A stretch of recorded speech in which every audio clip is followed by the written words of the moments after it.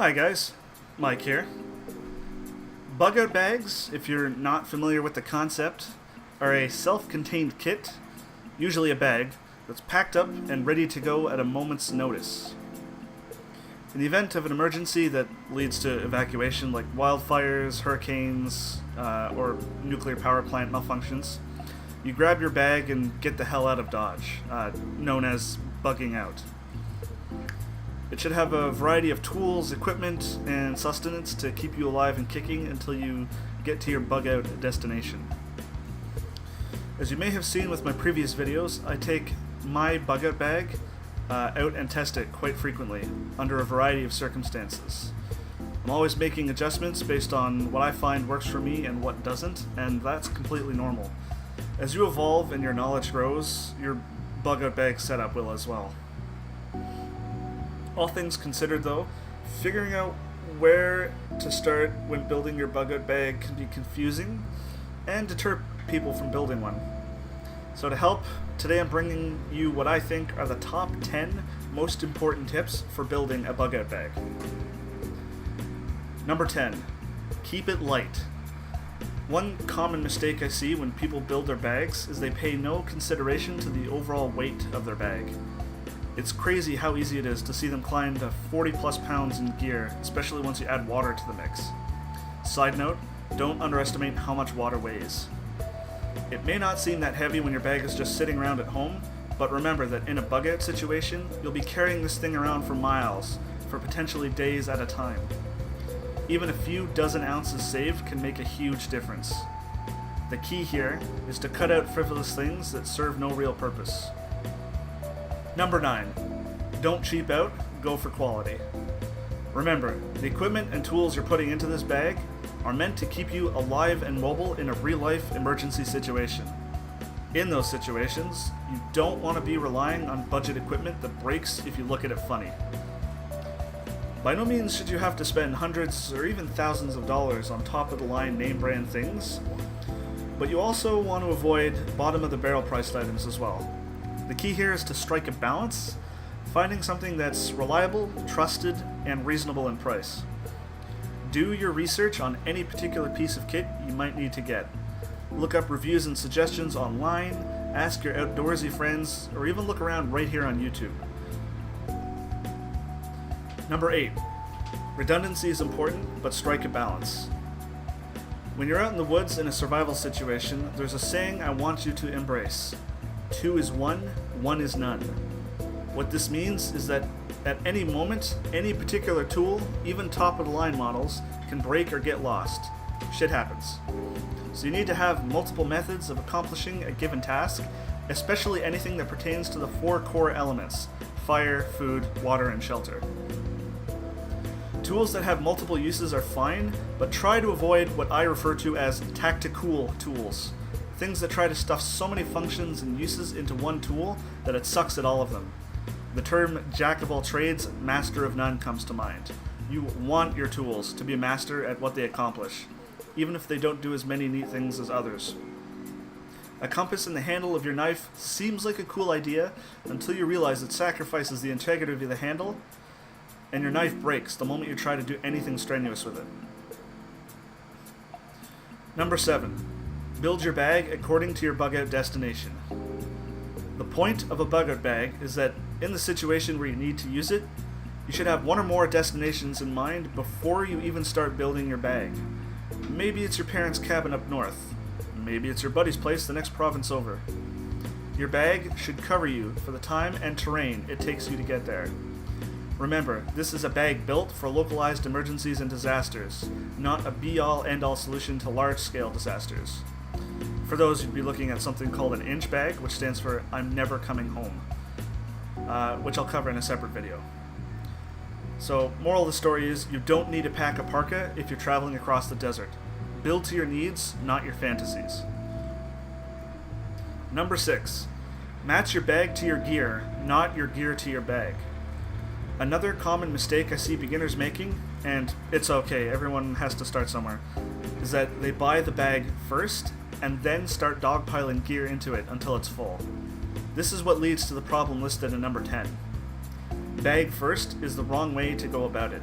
You want to semi-finalize your gear first, and then start looking for a bag that suits your gear. If you go with the bag first, you wind up in situations where the bag is too oversized for what you have, or your bag winds up being too small. By getting your bag last, you know it's sized appropriately, you've saved yourself time, money, and improved efficiency. Number 5. Be practical. It's impossible to plan for every possible scenario that could play out.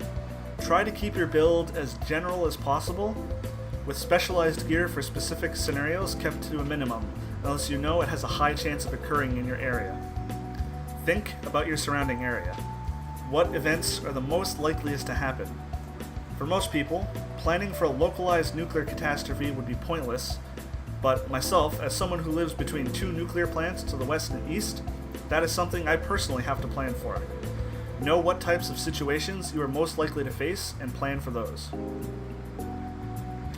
Number 4. Build your kit to be self-sustaining for a specific period of time.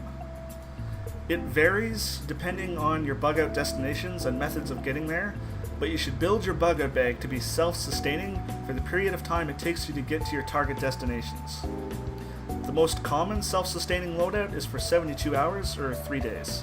And by self-sustaining, I mean that your bag has everything you need to survive for that period of time with no outside resources needed.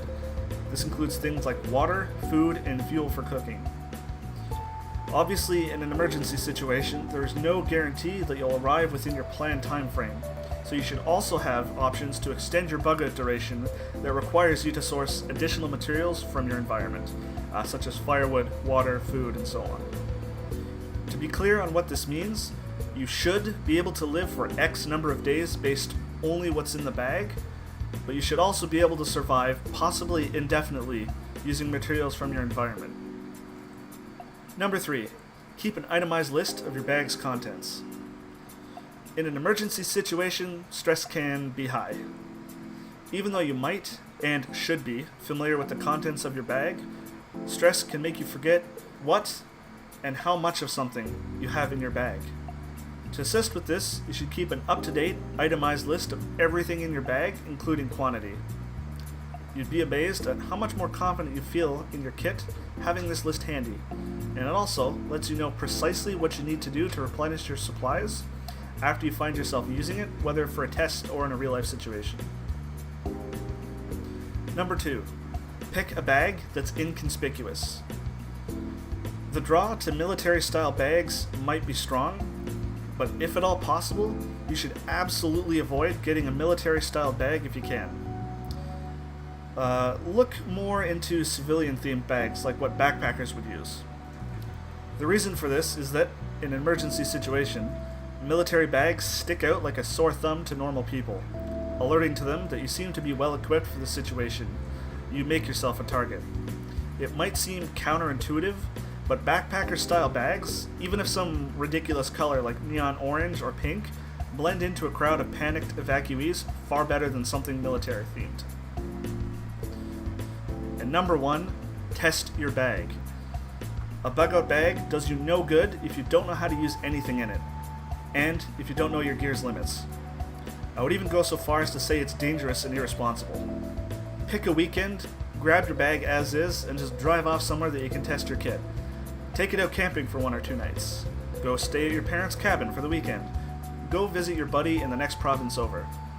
Put your bag through its paces, and I guarantee you'll find at least 1 or 2 changes that need to be made after your first or second time taking it out for a spin. Maybe it's useless gear, maybe it's something you didn't bring enough of. You will find issues, and this is a good thing. Refining your setup over time is extremely important and lets you know the limits of what you can do with your given equipment, and it improves the efficiency. And as a gift to you, I give you one last bonus tip. Adjust based on season. A light sleeping bag isn't going to do you any good if you have to bug out in the middle of a harsh Canadian winter.